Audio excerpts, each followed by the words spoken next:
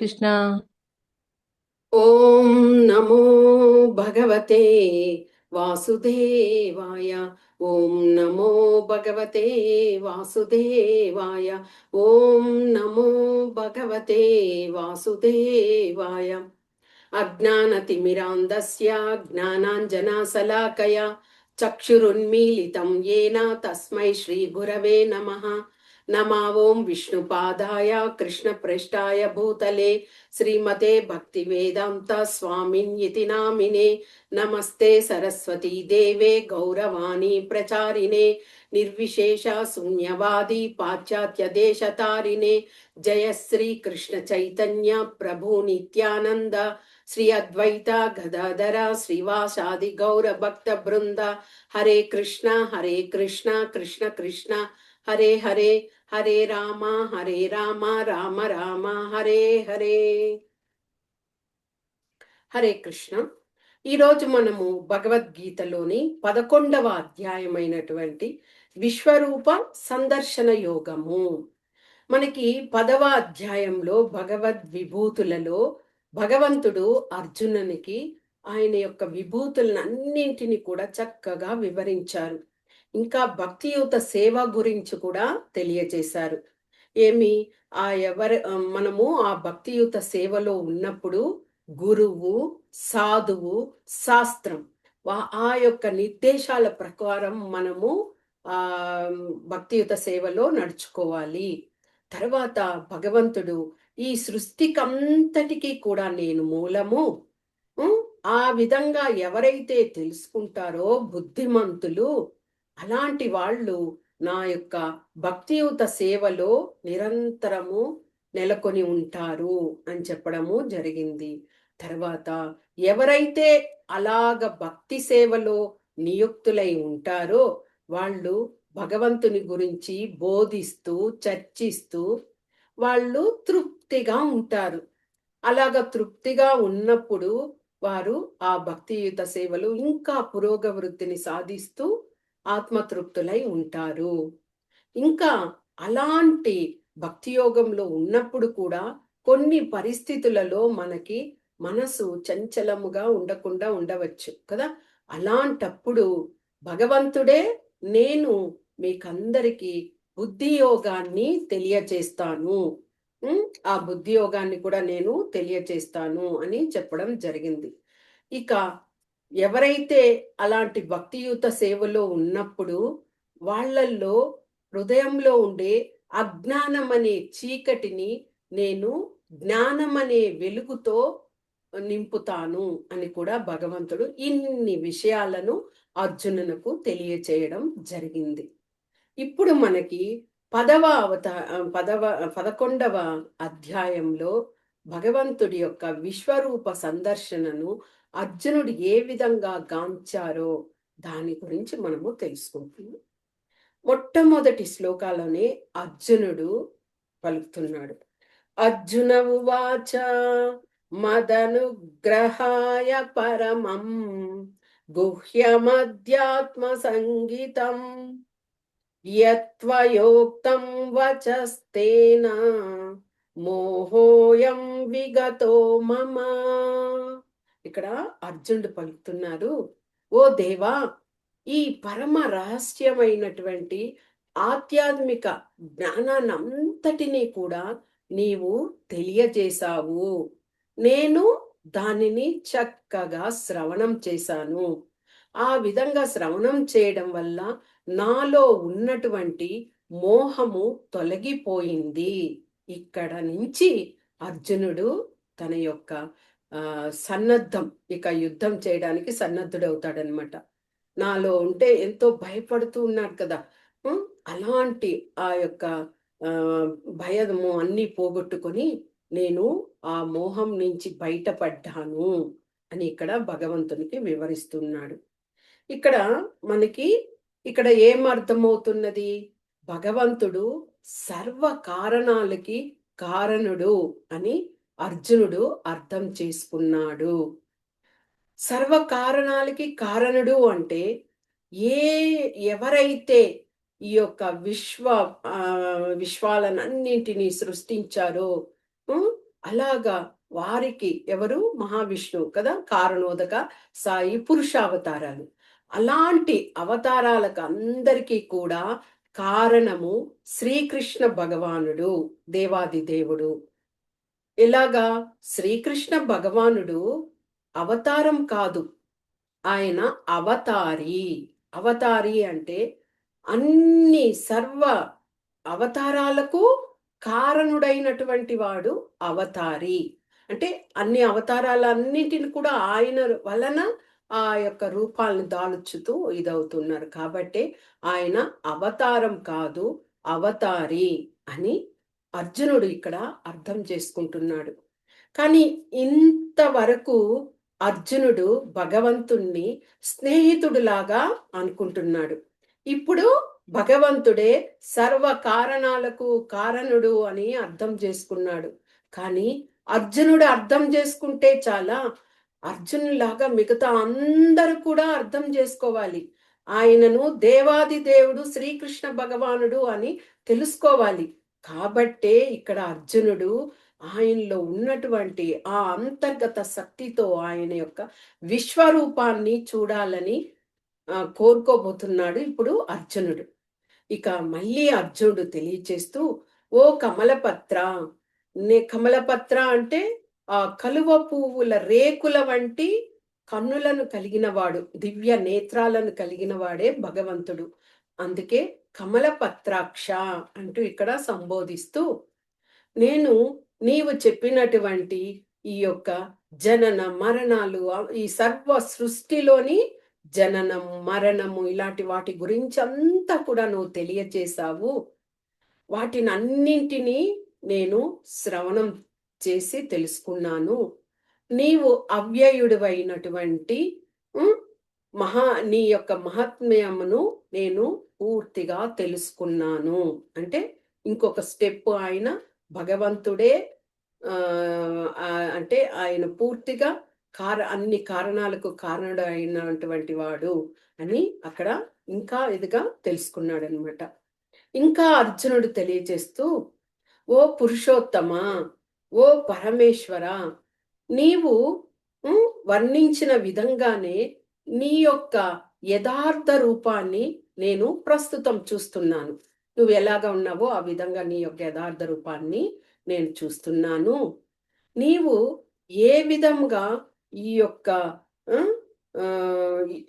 నీవు ఏ విధంగా ఈ విశ్వం నందు ప్రవేశించావో నేను చూడగోరుతున్నాను. ఇక మొదలుపెట్టి తన యొక్క సంశయాన్ని భగవంతుని ఎదురుగా తెలియచేస్తున్నారు. ఏ విధంగా నువ్వు ఈ విశ్వంలో వచ్చావు, అదే విధంగా అలాంటి బ్రహ్మాండమైన రూపాన్ని నేను తెలుసుకోగోరుతున్నాను అంటూ ఇక్కడ అర్జునుడు ఇంకొక విషయాన్ని తెలియచేశారు.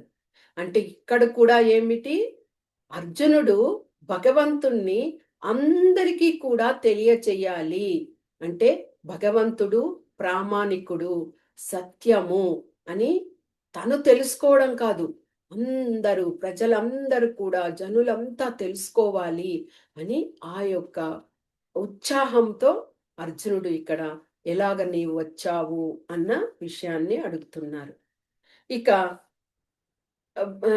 ఎలాగా అంటే భవిష్యత్తులో కూడా ఇది ఎప్పుడు జరుగుతున్నది, ద్వాపర యుగంలో కురుక్షేత్ర సంగ్రామంలో జరుగుతున్నది ఈ యొక్క ప్రశ్న అర్జునుడు అడుగుతున్నది.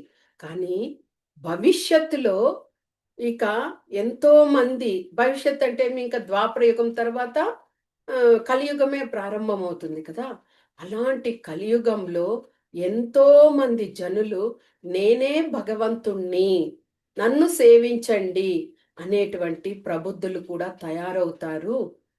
అలాంటి వాళ్ళకందరికీ కూడా మనము ఆ యొక్క ప్రామాణికతను, ఆ సత్యాన్ని తెలియచేయడానికే అర్జునుడు ఇక్కడ ఆ భగవంతుని యొక్క విశ్వరూపము చూడాలి అని కోరుకుంటున్నాడు. అంటే అలాంటి ఎవరైతే నేనే భగవంతుణ్ణి, నేనే అని అంటారు కదా, అలాంటి వాళ్ళ దగ్గర చాలా జాగరూకతతో ఉండాలి. ఎందుకు అంటే అలాగే ఎవరైనా అన్నారనుకోండి, మనం మోసపోకూడదు. ఓకే, నువ్వే భగవంతుడివి, అయితే ఏ విధంగా అయితే కృష్ణ భగవానుడు అర్జునునికి విశ్వరూప దర్శనం ఇచ్చారో ఆ విధంగా నువ్వు దర్శనం ఇవ్వు, నీవు విశ్వరూపాన్ని దాల్చి మాకు చూపించు అని అడగగలగాలి. అప్పుడే అలాంటి కపటులు, మోసపూరితమైనటువంటి వాళ్ళు నేనే భగవంతుణ్ణి, నన్ను ఆరాధించండి అని అక్కడ అహం అంటూ నేను నేను అంటూ ఇదవుతూ ఉంటారు కదా మిథ్యాహంకారంతో. అలాంటి వాళ్ళకంతా మనము తప్పకుండా అలాంటి ప్రశ్నను అడగడం చెయ్యాలి. సాధారణంగా ఎవరికి కూడా భగవంతుని యొక్క ప్రతినిధులుగా వస్తారు కదా ఆధ్యాత్మిక గురువులు, వాళ్ళు ఎప్పుడు కూడా నేను నేను అని చెప్పరు. నేను భగవంతుణ్ణి, నేను అని. ఎందుకు అంటే వాళ్ళు నిత్యము భగవంతుని యొక్క సేవలో ఉంటారు కాబట్టి, భగవంతుడు యజమాని, నేను ఆయనకు సేవకుణ్ణి. అలాగా భగవంతుని యొక్క సేవకులకి సేవకుణ్ణి, దాసాను దాసాను దాసా అనేక అలాగే ఆ యొక్క భక్తియుతగా ఉండేటువంటి ప్రతినిధులు అంటే గురువులు అలాగ చెప్తారు. అంతేకాని నేనే భగవంతుణ్ణి అని చెప్పి ఎవ్వరు కూడా అనరు. కాబట్టి అలాంటి వాళ్ళకందరికీ కూడా మూర్ఖులు, మూర్ఖత్వంతో ఉన్నటువంటి వాళ్ళందరికీ భగవంతుడు సత్యము అని తెలియచేయడానికి అర్జునుడు ఇక్కడ ఆ విశ్వరూపాన్ని కావాలని కోరుకుంటున్నారు. ఇక మళ్ళీ అర్జునుడు తెలియచేస్తూ, హే ప్రభు, ఓ యోగేశ్వర, నేను నీ యొక్క ఆ దర్శన భాగ్యాన్ని పొందగోరే యోగ్యత, ఇక్కడ చూడండి ఒక అప్పీల్, నేను నీ యొక్క విశ్వరూపం చూడడానికి యోగ్యత కలవాడిని అని, అలాగైతేనే నాకు నీవు ఆ యొక్క దర్శనాన్ని కలిగించు, విశ్వరూప దర్శనాన్ని కలిగించు అంటూ అర్జునుడు అక్కడ తెలియచేస్తున్నారు. అంటే ఇక్కడ ఇక ఎప్పుడైతే అర్జునుడు ఆ విధంగా పలికారో భగవానుడు పలుకుతున్నారు. ఇది 5వ శ్లోకం.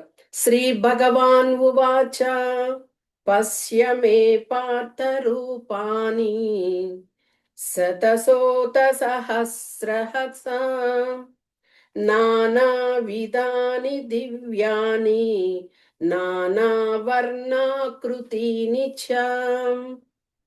భగవంతుడు పలుకుతున్నారు, ఓ ప్రియమైన అర్జున, పృథాకుమార, కుంతి యొక్క కుమారుడు కాబట్టి కుంతిమాతకు పృథ అనే కూడా ఒక నామం ఉంది కాబట్టి ఓ పృథాకుమార, వందల కొలది వేల కొలది గల నానా విధములైనటువంటి నా దివ్య రూపాన్ని వర్ణములను నీవు కాంచుము.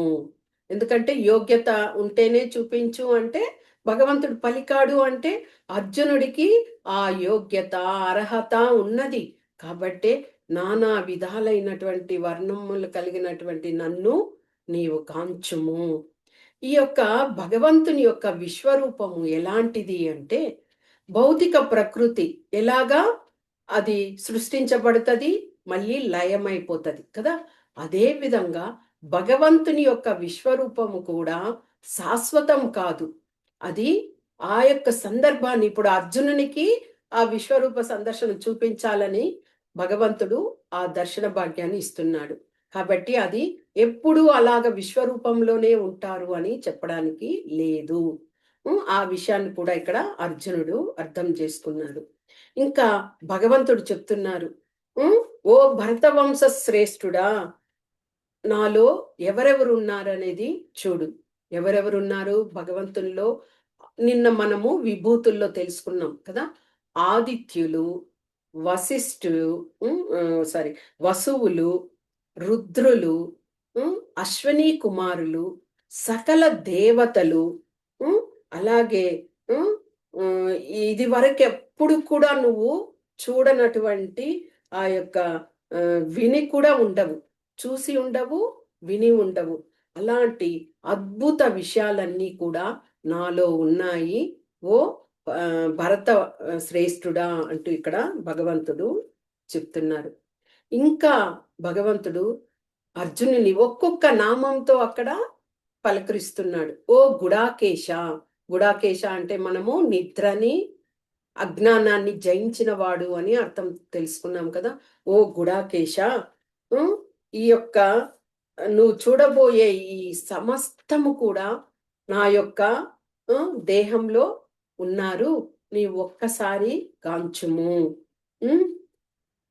ఇంకా ఏమి అంటే, నువ్వు ఇప్పుడు చూసేదే కాదు, భవిష్యత్తులో అంటే జరగబోయేది అన్ని విషయాలను కూడా నాలో ఇప్పుడు నువ్వు చూడగలుగుతావు. ఎందుకు? భగవంతుడు భూత భవిష్యత్తు వర్తమానాలకు అంతటికీ కూడా ఆయన అధిపతి. భౌతిక ప్రకృతికంతా కూడా అతీతమైన వారు కాబట్టే అవన్నీ భగవంతునికి తెలుసు. కాబట్టే నువ్వు అవన్నీ కూడా చూడగలుగుతున్నావు, చూడబోతావు అని చెప్తున్నారు. ఇప్పుడు ఒక ఉదాహరణకి ఒక సైంటిస్ట్ ఉన్నారనుకోండి, శాస్త్రజ్ఞుడు. అతడు ఎన్నో సృష్టిస్తాడు కదా. ఆ చంద్రమండలానికి వెళ్ళి చూడగలిగేటువంటి ఆ యొక్క యంత్రాన్ని కూడా తయారు చేస్తాడు. కానీ అతడు ఆ యొక్క యంత్రం సహాయంతోనే ఆ చంద్రమండలానికి వెళ్ళి వచ్చేస్తాడు. కానీ అలాంటి చంద్రమండలాన్ని మన భూమి మీద ఇంకోటి సృష్టించగలుగుతాడా? కానే కాదు కదా. కాబట్టి భగవంతుడు ఆయన అన్ని సర్వానికి సర్వాంతర్యామిగా ఉన్నటువంటి ఆ భగవంతుడి వల్లనే ఆ శక్తి ఉన్నది అన్న విషయాన్ని కూడా ఇక్కడ తెలుసుకున్నాడు అర్జునుడు. ఇక ఇక్కడ ఏమంటే భగవంతుడు చెప్తున్నారు అర్జునునితో, ఓ అర్జున, నీవు ఈ యొక్క ప్రస్తుతం చర్మ చక్షువులు, మనం వచ్చి భౌతిక పరమైన విషయాలతో ఉంటాం కదా, మన కన్నులు చర్మ చక్షువులు. ఇలాంటి చర్మ చక్షువులతో నీవు నన్ను గాంచలేవు. నీకు దివ్యమైనటువంటి చక్షువులను, కళ్ళను ప్రసాదం చేస్తున్నాను. అప్పుడే నా యొక్క యోగ వైభవాన్ని నీవు చూడగలుగుతావు అంటూ అర్జునునికి ఆ భాగ్యాన్ని కలిగించారనమాట. ఇక ఇక్కడ ఇంకొక విషయం మనము తెలుసుకోవాలి. శుద్ధ భక్తులుగా ఉండేవాళ్ళు భగవంతుణ్ణి విశ్వరూపాన్ని కావాలి అని ఎవ్వరు కోరుకోరు. కానీ ఇక్కడ అర్జునుడు శుద్ధ భక్తుడైనా ఆ విశ్వరూపాన్ని ఎందుకు కోరుకుంటున్నాడు? తన స్వలాభం కోసం కాదు, భగవంతుణ్ణి అందరూ తెలుసుకోవాలి అని. సాధారణంగా భక్తులు ఎలాగా? ఆయన ద్విభుజునిగా అంటే సాధారణ శ్రీ విగ్రహ రూపంలో సచ్చిత్ ఆనందుడుగా ఉన్నటువంటి అలాంటి భగవంతుణ్ణే దర్శించడానికి కోరుకుంటారు. ఇక్కడ అందరికీ కూడా భగవంతుని యొక్క శక్తి ఏమిటి తెలియచేయాలి అనే అర్జునుడు ఆ విధంగా ఆ యొక్క వాస్తవిక విషయాలను తెలుసుకోవడానికే తెలియచేస్తున్నారు. అదే విధంగా భగవంతుడు కూడా సిద్ధాంతపరంగా కాకుండా వాస్తవికంగానే తనకు తానుగా అర్జునునికి ఈ యొక్క దివ్యమైనటువంటి ఆ యొక్క దర్శన భాగ్యాన్ని ఇవ్వడానికి భగవంతుడు కూడా ఉన్నారనమాట. ఇక సంజయుడు ఇప్పుడు ధృతరాష్ట్రునితో ఈ విషయాలన్నీ వివరిస్తూ, ఓ రాజా, మహాయోగేశ్వరుడైనటువంటి ఆ దేవాది దేవుడైన శ్రీకృష్ణ భగవానుడు ఈ విధంగా పలికి అర్జునునకు ఇప్పుడు తన విశ్వరూపాన్ని చూపించబోతున్నారు. ఈ యొక్క విజువలైజేషన్ అంతా కూడా ఈ సంజయుడు ఈ యొక్క ధృతరాష్ట్రునికి తెలియచేస్తున్నాడు కదా. పూర్తిగా అక్కడ ఏం చూస్తున్నాడో దానిని అలాగే ధృతరాష్ట్రుని తెలియచేస్తున్నాడు. కాబట్టి ఇక్కడ ఆ వివరాన్ని కూడా తెలియచేయడము జరిగింది. ఇప్పుడు భగవంతుని యొక్క విశ్వరూపము మొదలయ్యింది. ఇప్పుడు ఈ యొక్క 10-11వ శ్లోకంలో అనేక వక్త్రనయనం అనేకాద్భుత దర్శనం అనేక దివ్యాభరణం దివ్యానేకోద్యతాయుధం దివ్యమాల్యాంబరధరం దివ్యగంధానులేపనం సర్వాచర్యమయం దేవమనంతం విశ్వతోముఖం. అర్జునుడు ఆ విశ్వరూపాన్ని చూస్తున్నాడు. ఆ విశ్వరూపంలో ఎలాగ ఉన్నది అని ఇక్కడ వివరిస్తూ అనేక ముఖములను, ఓకే, అనేక ముఖములను, అనేక నేత్రాలను, అద్భుతమైన దృశ్యాన్ని అర్జునుడు కాంచాడు. ఇంకా ఎలాగా భగవంతుడు అనేక దివ్యాభరణాలతో అలంకరించబడి ఉన్నారట. అనేక ఆయుధాలను చేతబట్టి ఉన్నారు. ఇంకా దివ్యమైనటువంటి మాలను ధరించి ఉన్నారు. ఇక అద్భుతమైన వస్త్రాలను ఆయన ధరించి ఉన్నారు. ఇక దివ్య గంధాను లేపనం అంటే సుగంధ భరితమైనటువంటి లేపనాన్ని ఆయన దేహానికి పోయబడి ఉన్నది. కాబట్టి ఆ ప్రదేశం అంతా కూడా అంతటి దివ్యమైన సుగంధంతో నిండి ఉన్నది. ఇక అంత ఆశ్చర్యపోయే విధంగా అంటే మనము కిన్నుడయ్యాము అంటాము. ఏదైనా ఒకటి చూస్తే అలాగే ఉండిపోతాము, రోమాంచితులవుతాము. అలాంటి ఆ యొక్క ఆశ్చర్యకరంగా అలాగా ఇదిగా ఉన్నాయట. ఇక ప్రకాశమానంగా ఉన్నది, దివ్యమైన ప్రకాశమానంగా ఉన్నది ఆ యొక్క ప్రదేశం అంతా కూడా. వ్యాప్తి అయి ఉన్నాడు భగవంతుడు అక్కడ. ఆ దివ్య రూపంలో మనం ఇప్పుడు చూస్తున్నాం చూడండి, అంతటి దివ్య రూపం. ఇక ఎలాగ ఉన్నాడు భగవంతుడి యొక్క రూపము, పూర్తిగా వేల కొలది సూర్యులు ఉదయిస్తే కాంతి కిరణం ఎలాగ ఉంటుందో అంతటి కాంతి కిరణంతో ప్రజ్వలిల్లుతున్నదట ఆ ప్రాంతం అంతా. ఆ కాంతి వలన అర్జునునికి భగవంతుని కూడా ఒక్కొక్కసారి చూడలేకపోతున్నాడు. అంతటి కాంతితో భగవంతుని యొక్క విశ్వరూపము వెలుగొందుతూ ఉన్నది. ఇక ఆ యొక్క తేజస్సుని ఆ సూర్యకాంతితో పోలుస్తూ అక్కడ చెప్తున్నారు. ఇంకా ఏమంటే ఇంకా అర్జునుడు అలాంటి సంభ్రమమైనటువంటి ఆ కాంతిని, ఆ విశ్వరూపాన్ని చూసేసరికి ఆయనకు అలాగే ఆశ్చర్యచకితుడయ్యాడట అర్జునుడు. అలాగయ్యి ఆయన రోమాంచితుడయ్యాడు. ఫుల్గా రోమం అంతా నిక్కబొడుచుకుంటది. అలాగే గొంతు గద్గదమైపోతుంది, కళ్ళ వెంబడి నీరు అలాగే అంతటి రోమాంచితుడయ్యాడట అర్జునుడు. ఇక అర్జునుడు ఏం చేశారు, శిరస్సు వంచి నమస్కరిస్తూ చేతులను జోడించి అంటే ముకులిత హస్తంతో భగవంతుణ్ణి ఈ విధంగా ప్రార్థిస్తూ ఉన్నాడు. ఏమని 15వ శ్లోకాల్లో చూద్దాం. పశ్యామి దేవాంస్తవ దేవదేహే సర్వాంస్తదా భూత విశేష సంగాన్ బ్రహ్మానమీశం కమలాసనస్థం ఋషీం చ సర్వా ఉరగం చ దివ్యాన్ ఋషీం చ సర్వానురగం చ దివ్యాన్. అర్జునుడు పలుకుతున్నాడు, ఓ ప్రియమైన కృష్ణ, సమస్త దేవతలు, ఇతర సమస్త జీవులు అందరూ కూడా నీ దేహంలో నేను గాంచగలుగుతున్నాను. ఇంకా ఎవరెవరు, బ్రహ్మ, శివుడు, తర్వాత సిద్ధ మునులు, యోగులు, మహర్షులు, అందరూ దేవతా సర్పాలు అన్నీ కూడా నేను నీలో గాంచగలుగుతున్నాను అంటూ అర్జునుడు అక్కడ తెలియచేస్తూ ఇక ఈ యొక్క 17వ శ్లోకంలో ఇది చెప్తున్నాడు చూడండి. అంటే సంభ్రమంతో ఉన్నాడు కాబట్టి అవన్నీ చూస్తూ ఉన్న ఆ యొక్క సూర్యకాంతి కిరణం, వేల కొలది సూర్యకాంతి కిరణం కదా, కాబట్టి భగవంతుని ఎదురుగా కిరణం వల్ల భగవంతుణ్ణి ఒక్కొక్కసారి సరిగా గాంచలేకపోతున్నాడు. మనకి మన ఒక అధ్యాయంలో కూడా తెలుసుకున్నాము, యోగ శక్తి వలన అలాగే తెరలాగా ఇది ఉండడం వల్ల భగవంతుణ్ణి తెలుసుకోలేము. అందుకే శుద్ధ భక్తులు కోరుకుంటున్నారు భగవంతుణ్ణి, ఆ యోగ శక్తిని తొలగించు, ఆ తెరను తొలగించు, అప్పుడే నిన్ను గాంచగలుగుతాం కృష్ణ అంటూ కులశేఖర ఆల్వార్లు కూడా ప్రార్థించారు కదా. ఆ విధంగా ఇక్కడ 17వ అధ్యాయంలో కిరీటినం గదినం చక్రినం చ తేజోరాశిం సర్వతో దీప్తిమంతం పశ్యామి త్వాం దుర్నిరీక్ష్యం సమంత దీపానలార్కద్యుతిమప్రమేయం.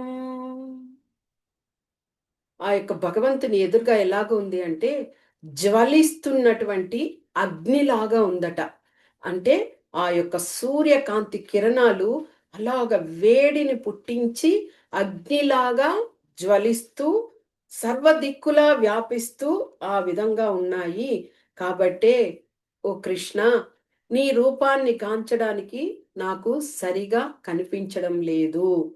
కాకపోతే నీవు అనేక పెక్కు కిరీటాలను, తర్వాత చాలా ఇవి గదలు, గదల చేతను, చక్రముల చేతను నీవు ఆవరించబడి ఉన్నటువంటి ఆ యొక్క రూపం మాత్రము నేను చూడగలుగుతున్నాను. అంటే ఇక్కడ అర్జునుడు తెలియచేస్తూ ఉన్నాడనమాట. అంటే ఆ యొక్క కాంతి వలన భగవంతుడు అర్జునునికి సరిగ్గా తెలియలేకపోతున్నారు ఒక్కొక్క సమయం అన్నమాట.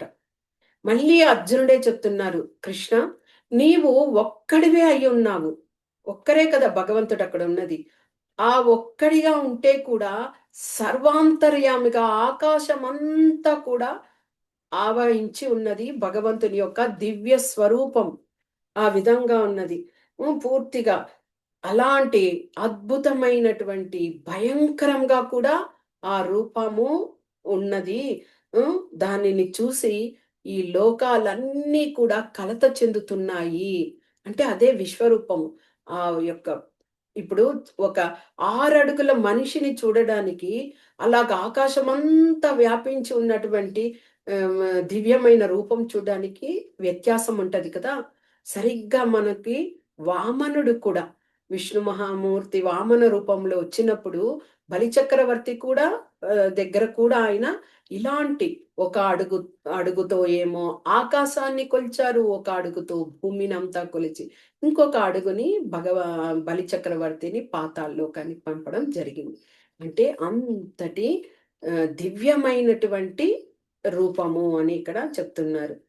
ఇక ఈ నీ యొక్క రూపాన్ని చూసేసి లోకమంతా కూడా భయపడుతూ ఉన్నది. హే దేవా అంటూ ఇక్కడ చెప్తా ఉన్నారు. ఇంకా ఏమవుతుంది ఇక్కడ, దేవతలంతా కూడా దేవతల సమూహం అంతా ఉంది కదా! వాళ్ళందరూ చేతులు జోడించి శరణాగతి పొంది ఆయనలో ప్రవేశిస్తున్నారట. లోపల ఆయన యొక్క నోటి ద్వారా లోపలికి వెళ్ళిపోతూ ఉన్నారు. కొంతమంది అయితే ఎవరైతే ఆ విశ్వరూపాన్ని చూసి భయపడిపోతున్నారో వాళ్ళందరూ కూడా ముకులిత హస్తాలతో వాళ్ళు ప్రార్థనలు చేస్తున్నారట. ఇక సిద్ధ పురుషులు, యోగులు, మునులు వీళ్ళందరూ కూడా శాంతి, శాంతి, శాంతి అంటూ వాళ్ళందరూ కూడా అక్కడ అభ్యర్థిస్తున్నారు, ప్రార్థిస్తున్నారు భగవంతుని. అంటే శాంతిగా రూపాన్ని పొందు అని. అంటే వాళ్ళు అంతటి భయాన్ని దీనికి లోనై ఉన్నారు. ఇక ఇది వరకు చెప్పిన విధంగానే ఆదిత్యులు, వసువులు, ఇతర అయినటువంటి దేవాది దేవతలు, అశ్వని కుమారులు, సిద్ధులు అందరూ కూడా అక్కడ అలాగే నిశ్చేష్టులయ్యి ఆశ్చర్యచకితులయ్యి సంభ్రమాశ్చర్యాలతో అలాగే భగవంతుణ్ణి తదేకంగా చూస్తూ అలాగే పోతున్నారట అందరూ కూడా. ఇక ఆ యొక్క విషయంగా ఇక్కడ భగవంతుడిక వివరణ ఇస్తూ అదే అర్జునుడు ఇంకా వివరణ ఇస్తూ ఇంకా ఏమేం జరుగుతున్నాయి అని చెప్తూ 26, 27వ శ్లోకాలు అమీ చత్వాం ధృతరాష్ట్రస్య పుత్రాః సర్వే సహైవాన సర్వే సహైవావనీపాల సంగైః భీష్మో ద్రోణః సూతపుత్రస్తథాసౌ సహాస్మదీయైరపి యోధముఖ్యైః వక్రాణి తే త్వరమానా విసంతి దంష్ట్రాకరాళాని భయానకాని కేచిద్విలగ్నా దశనాంతరేషు సందృశ్యంతే చూర్ణితైరుత్తమాంగైః.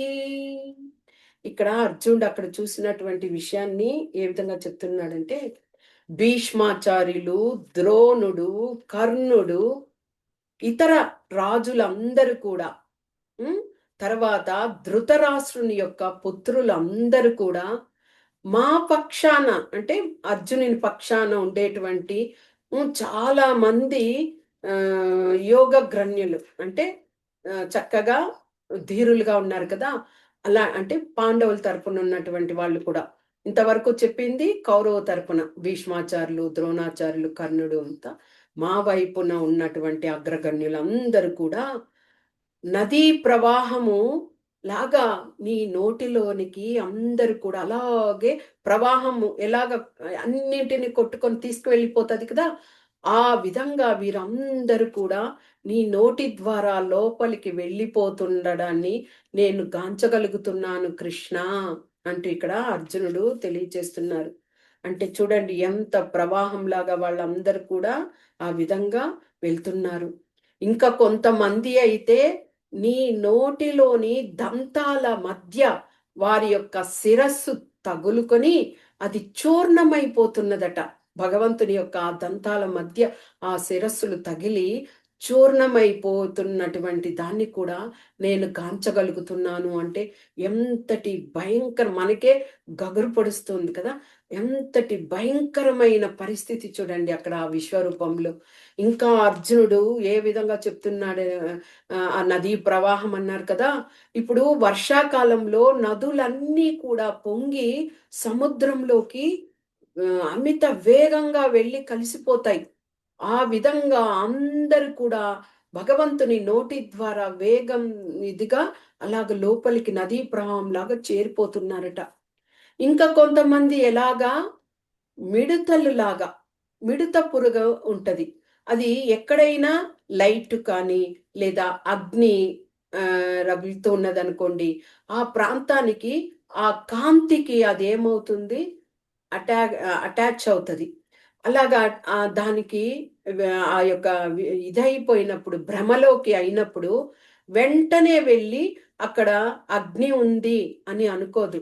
వెంటనే ఆ కాంతికి అది భ్రమతో వెళ్ళి అందులో పడిపోయి మసైపోతది. అలాగే ఆ విధంగా వీళ్ళందరూ కూడా యొక్క భగవంతుని ఆ యొక్క అగ్నిలో ఏ విధంగా ప్రవేశించిన ఆ మిడతలాగా వీళ్ళందరూ కూడా నీ నోటిలోకి వెళ్ళి ఆ విధంగా దంతాల మధ్య వాళ్ళు చూర్ణమైపోతున్నారు అని అక్కడ గగురు పొడిచే విధంగా చూసినటువంటి ఆ విషయాన్ని అర్జునుడు అక్కడ తెలియచేస్తున్నాడు.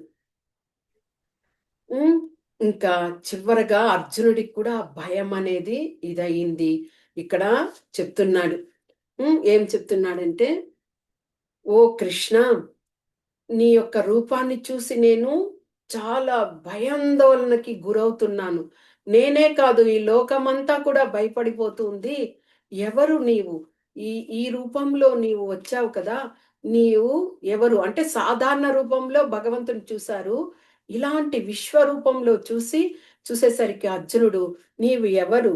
ఉమ్, నన్ను అనుగ్రహించుము అంటే భయపడిపోయి ఉన్నాడు కదా. నీవెవరో నాకు తెలుసుకోలేకపోతున్నాను ఈ విశ్వరూపంలో. ఎందుకంటే వేరే రూపంగా ఉన్నారు కదా భగవంతుడు ఇక్కడ. నేను తెలుసుకోలేకపోతున్నాను.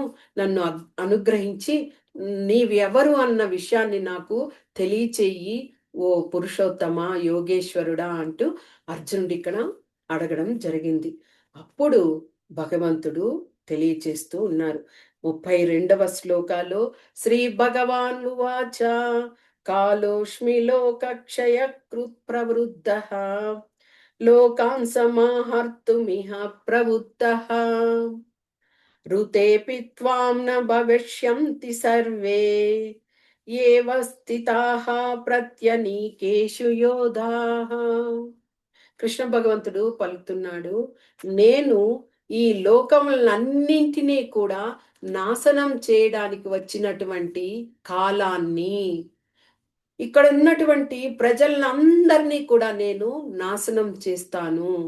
ఓ అర్జున, నీవు నీ యొక్క సోదరులు అంటే పాండవులు మీరు తప్ప మిగతా అందరూ ఇరు పక్షాల్లో ఉండే వారిని అందరినీ, యోధులందరినీ కూడా నేను నా చేత చంపబడతారు అని తెలియచేసి వెంటనే ఓ అర్జున లే అంటే ప్రణమిల్లి ఉన్నాడు కదా అర్జునుడు. వెంటనే లే లేచి యుద్ధం చేయడానికి సంసిద్ధుడివి కమ్ము. ఎందుకంటే ఆ భయాన్ని పోగొట్టుకొని నీ విద్యుక్త ధర్మంగా నువ్వు యుద్ధం చెయ్యి అంటూ ఇక్కడ ప్రోత్సహిస్తూ ఆ శత్రువులంతా జయించి నువ్వు రాజ్యాన్ని పొందు. ఇంకొక విషయం తెలుసుకో అర్జున, నీవు అనుకున్నట్టుగా అందరూ ఇదివరకే మరణించారు. నీవు నిమిత్త మాత్రుడివి మాత్రమే. అంటే ఇక్కడ ఏమి యుద్ధం జరిగిపోయి ఆ ఫలితము అన్ని కూడా భగవంతునికి తెలిసిపోయింది. భూత భవిష్యత్ వర్తమానాలన్నీ ఎరిగిన వారు కదా భగవంతుడు. కాబట్టి నువ్వు భయపడద్దు అర్జున. నీ యొక్క విద్యుక్త ధర్మంగా యుద్ధం చెయ్యి, రాజ్యాన్ని పొందు. నీవు నిమిత్త మాత్రుడివి మాత్రమే అంటే ఇక్కడ భగవంతుడు తెలియచేయడము జరిగింది. ఇంకా 34వ శ్లోకాలు ద్రోణం చ భీష్మం చ జయద్రథం చ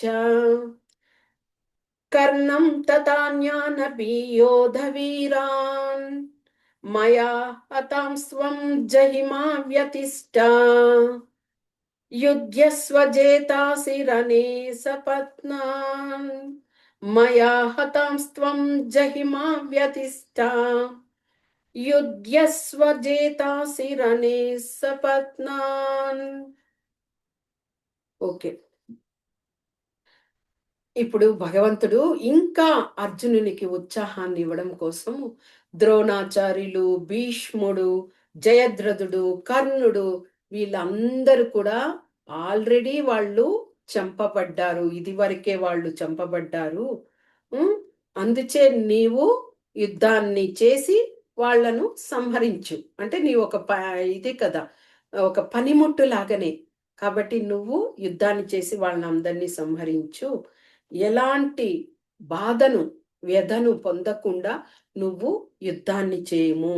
నీవు తప్పకుండా ఆ శత్రువులంతా కూడా జయిస్తావు అని ఇక్కడ చెప్తున్నారు. అంటే ఇక్కడ మనం అర్థం చేసుకోవాల్సిందేమి, ఏదైనా కానీ ఆ భగవంతుని యొక్క సంకల్పం చేతనే జరుగుతాది.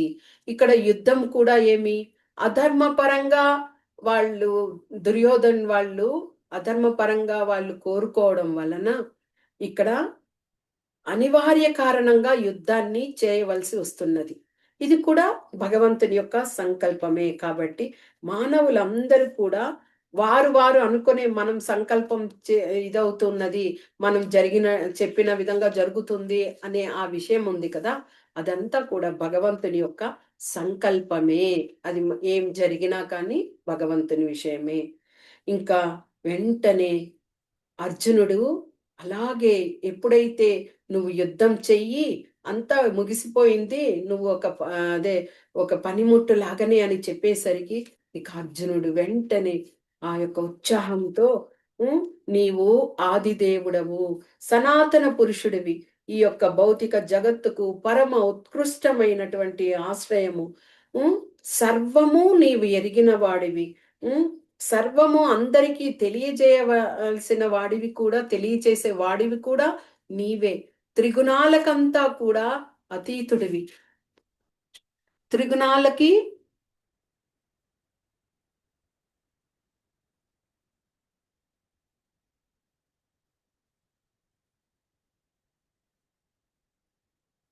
త్రిగుణాలకంతా కూడా నీవు అతీతుడివి, నీవే శరణుడివి అంటూ అక్కడ ఓ అనంత రూప నీవే ఈ సమస్తము వ్యాపించి ఉన్నావు అంటూ అప్పుడు అర్జునునిలో కొంత ఆ యొక్క ఉత్తేజం అనేది ఇదైందనమాట. ఇంకా ఇక్కడ అర్జునుడు ఎంత ప్రేమతో భగవంతునికి విన్నవిస్తున్నాడు చూడండి.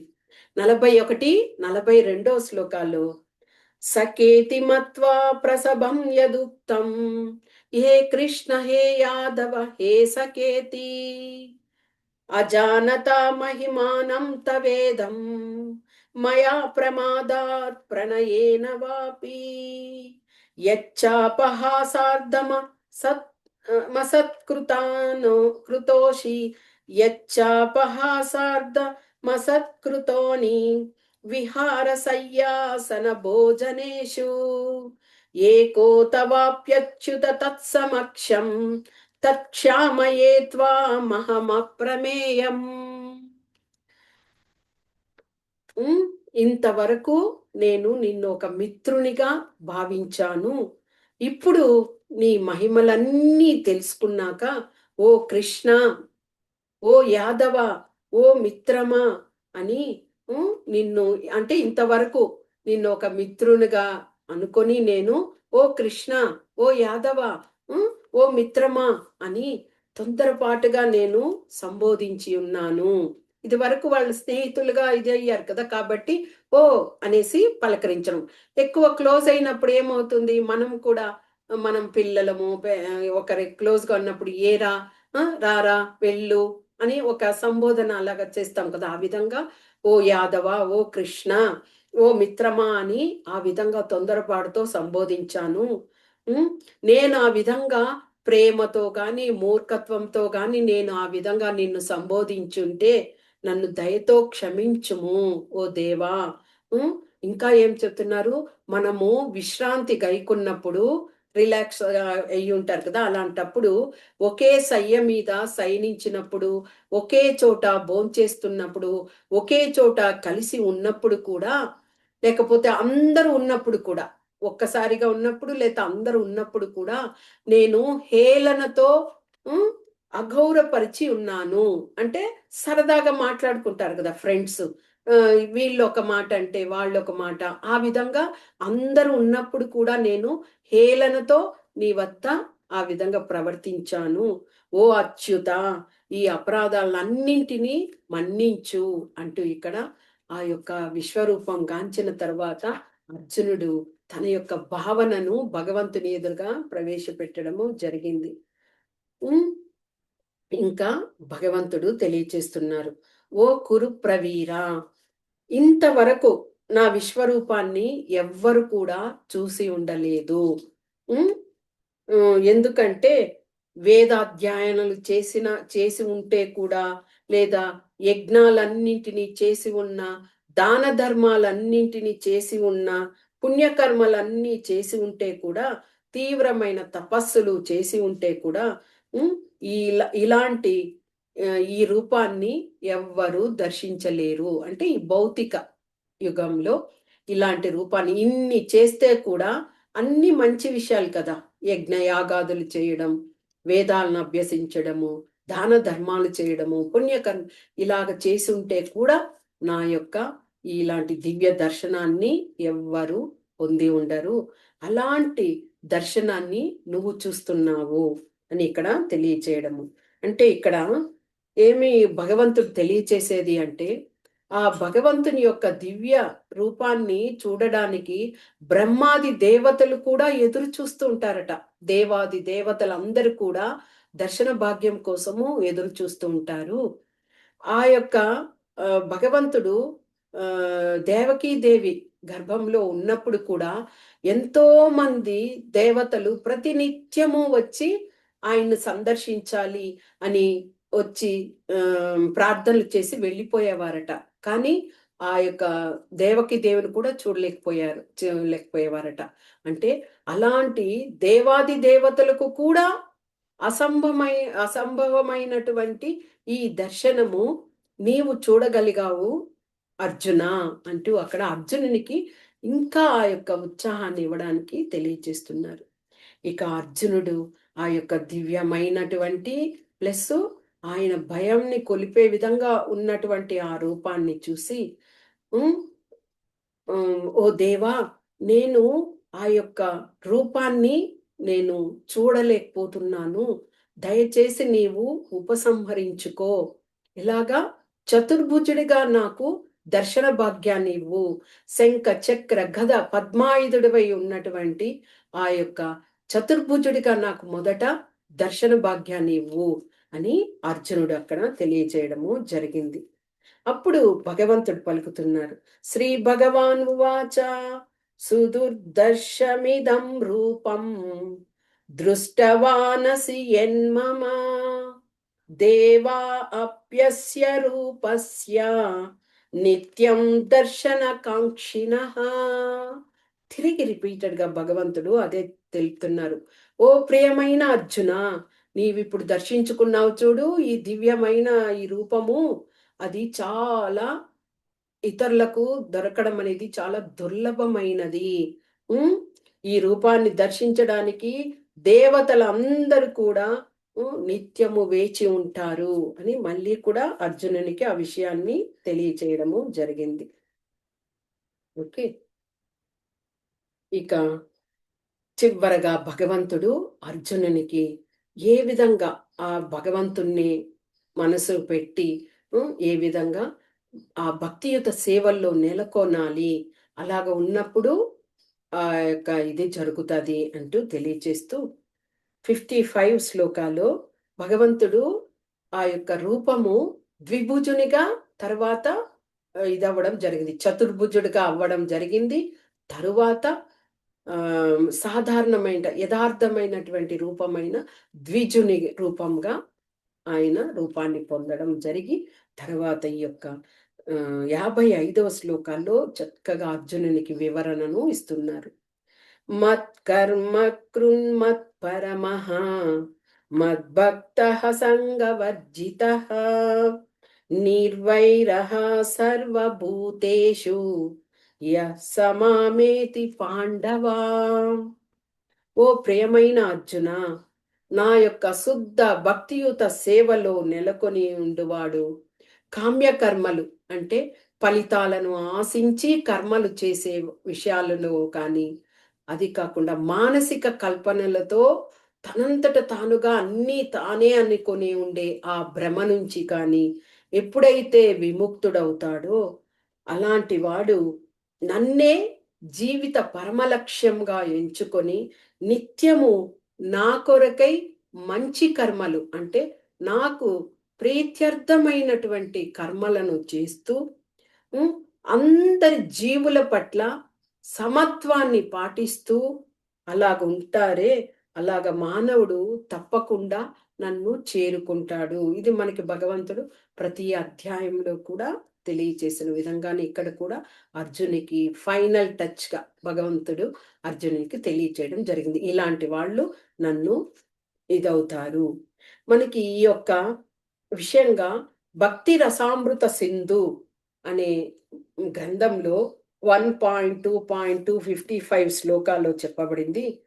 అనాసక్తస్య విషయాన్ యథార్హముపయుంజతః నిర్బంధః కృష్ణ సంబంధే యుక్తం వైరాగ్యముచ్యతే. ఎవరైతే భగవంతునితో ఆ సంబంధంతో ఉంటారో, భక్తి యోగంలో ఉండి భగవంతుని ప్రీత్యర్థమై ఆయన కొరకే కర్మలను చేస్తూ ఉంటారో అలాంటి దానినే కృష్ణ కర్మ అని పిలుస్తారు.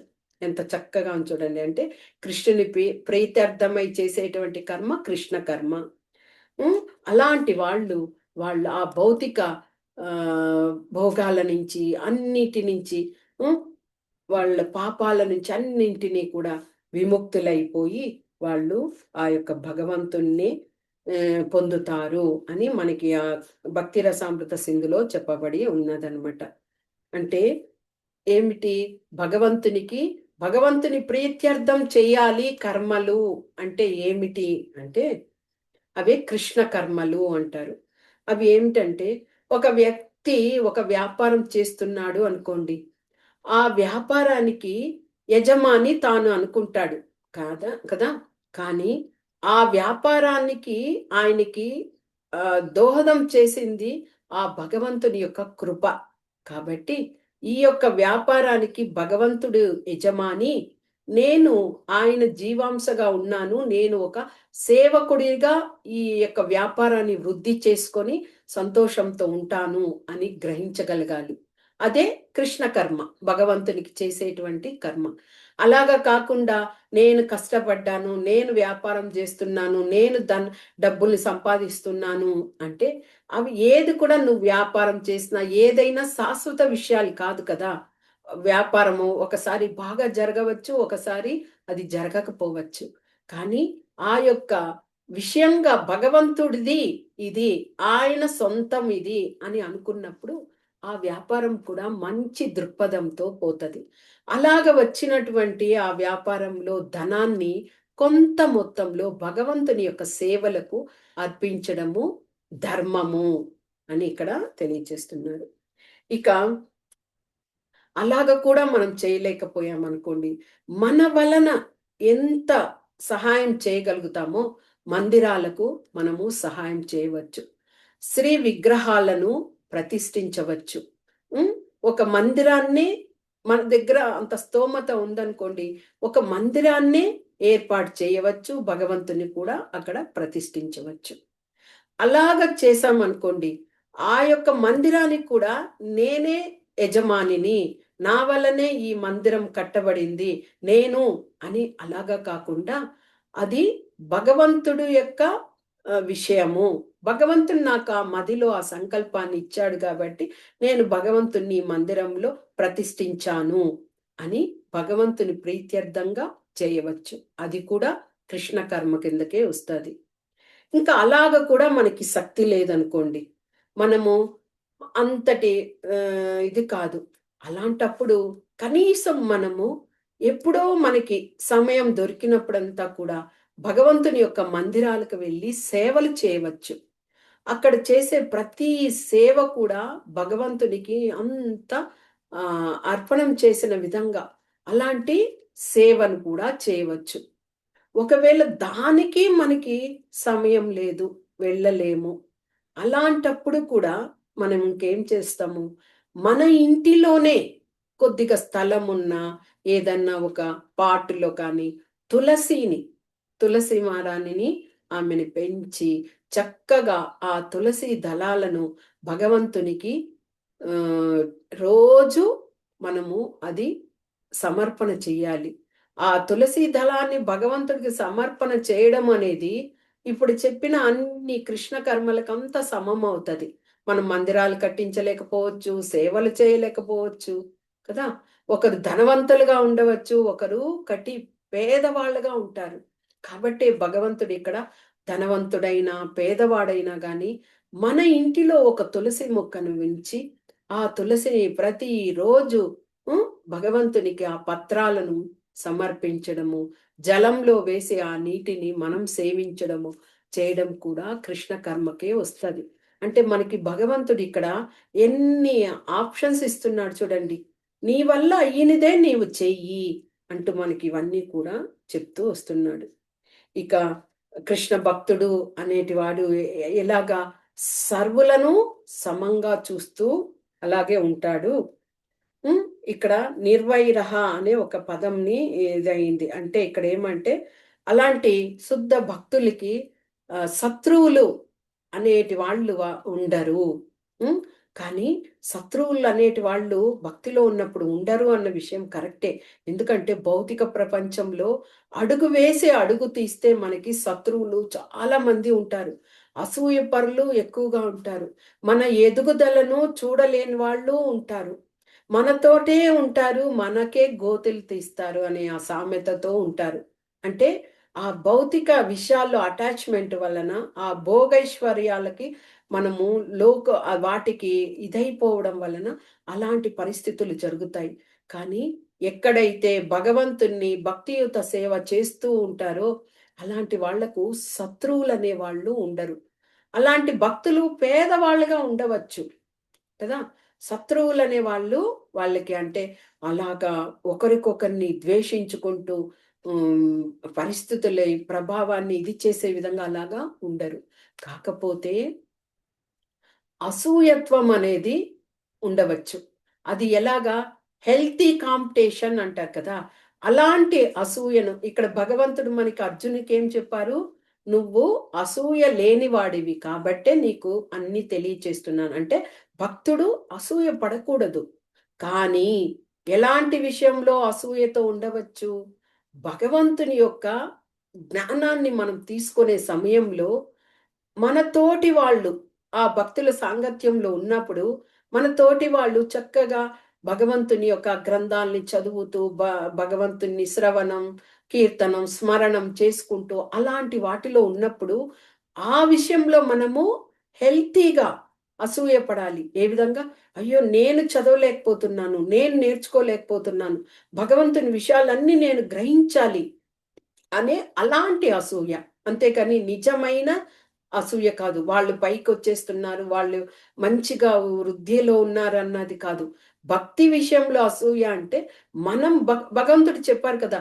మచ్చిత్త మద్గత ప్రాణ బోధయంతః పరస్పరం కథయంతి చ మాం నిత్యం తుష్యంతి చ రమంతి చ. అలాంటి శుద్ధగా ఆ భగవంతుని సేవించే వాళ్ళేమంటే, ఒకరికొకరు చర్చించుకుంటారు, బోధించుకుంటారు. నాకు తెలిసింది నీకు తెలియచేస్తాను. నీకు తెలిసింది ఇతరులకు తెలియచేయి. ఆ విధంగా ప్రవర్తనలో ఉండేటప్పుడు, అలాంటి మంచి అసూయను పడాలి. అంటే నేను తెలుసుకోవాలి. వాళ్ళలాగా భగవంతుని విజ్ఞానాన్ని నేను పొంది, నా యొక్క భక్తిని వృద్ధి చేసుకోవాలి. అలాగా, అలాగా హెల్తీ కాంపిటీషన్ అంటారు. ఆ మీనింగ్‌తో మనము ఆ యొక్క దీనిని పొందాలి. ఆ విధంగా ఈ యొక్క భగవంతుని యొక్క భక్తియుత సేవలో ఉన్నవాళ్ళు నన్ను సులభంగా చేరుకుంటారు కృష్ణ అంటూ కృష్ణుడు అర్జునునికి ఆ వివరాలన్నింటిని ఇవ్వడం జరిగింది. ఆ యొక్క విశ్వరూప సందర్శన ద్వారా అర్జునుడు అర్జునుని ద్వారా అందరికీ కూడా తెలుసుకునే విధంగా ఆయన దేవాది దేవుడు, సర్వాంతర్యామి, ఆది పురుషుడు. హ్మ్. అన్ని భౌతిక విషయాలకంతా కూడా అతీతుడైన వాడు. హ్మ్. దివ్యమైనటువంటి ఆధ్యాత్మిక దివ్య స్వరూపాన్ని కలిగిన వాడు. ఆ విధంగా హ్మ్. తెలియచేయడం అర్జునుని ద్వారా జరిగింది. ఇది మనకి విశ్వరూప దర్శన యోగం అన్నమాట. హరే కృష్ణ. వాంఛా కల్పతరుభ్యశ్చ కృపా సింధుభ్య ఏవ చ పతితానాం పావనేభ్యో వైష్ణవేభ్యో నమో నమః. హరే కృష్ణ.